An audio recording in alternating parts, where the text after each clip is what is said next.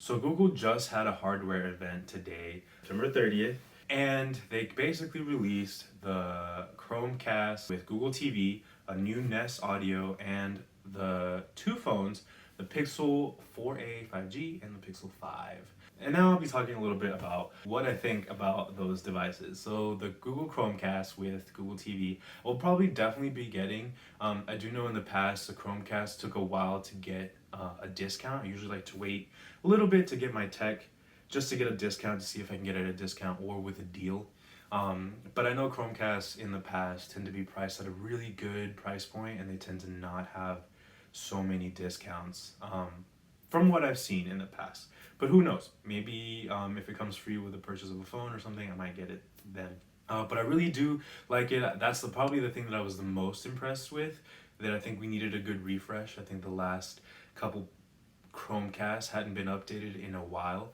So I'm excited to see that. I'm excited to see that it's still a nice, pretty accessible price point.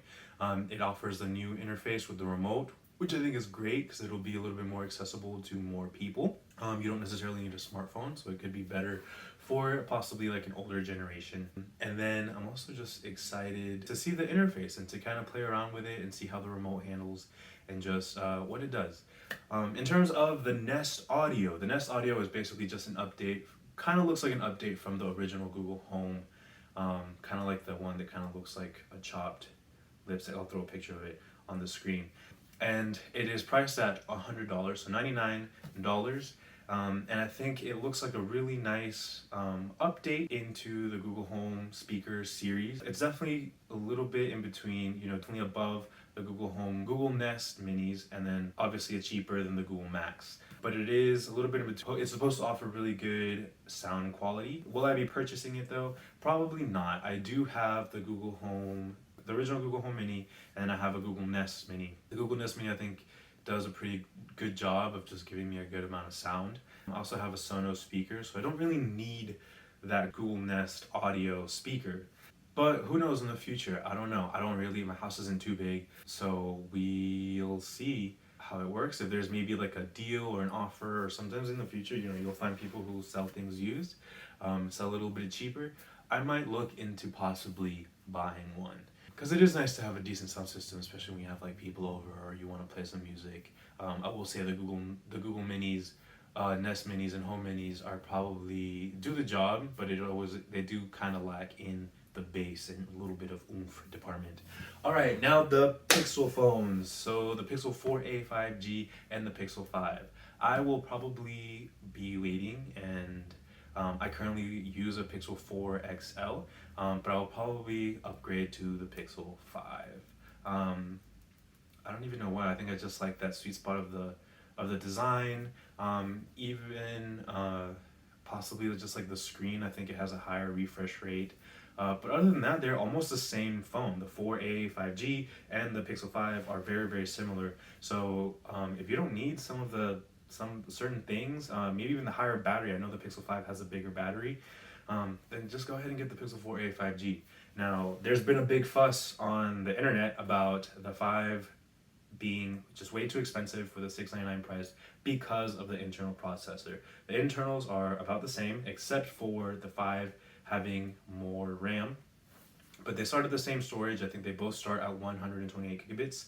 The Pixel 4a has 6 gigabits of RAM, and the Pixel 5 has 8 gigabits of RAM. But besides that, I believe there's just a subtle differences.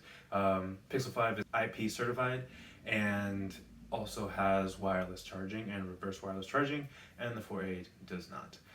4a does have a headphone jack, whereas the Pixel 5 does not. So if that really matters to you, get the 4a 5G. Cameras are the exact same, and then internals are the same as well. So I think I will definitely get the 5 just because, again, it's just what I prefer. But I will probably wait till it is a little bit cheaper or I can get some deals. People, be smart. You don't have to buy stuff right away. Let some of those other people get it. But I mean, if you can get a deal on it, go ahead and wait a little bit. If you can get $100, it might make things worth it a little bit more. I know a lot of people were comparing the 5 to the Samsung Galaxy FE, and it's definitely a good comparison because they're definitely the same price, the same starting price, and the FE definitely offers more. Better screen, better internals, just a lot more. But I will still get the Pixel 5. I'm sorry if you think I'm a schmuck. I just is what it is. I just really enjoy my Pixel phones. I really have. I enjoyed the Nexus line. But yeah, that's kind of what I think about the Google event and what I will and won't be getting. And what I possibly think you guys should do as well. And possibly wait for some of these devices to get on discount. Be a little smart, maybe if it's not on discount, there's usually some offers that go with it. Maybe free trials of YouTube Premium, YouTube Red, or some YouTube Music. But other than that, that's what I think of the Google event that happened today. If you like this video, please give it a like. If you want to see more videos from me, go ahead and just subscribe to my channel. And other than that, thank you for watching and enjoy the rest of your day.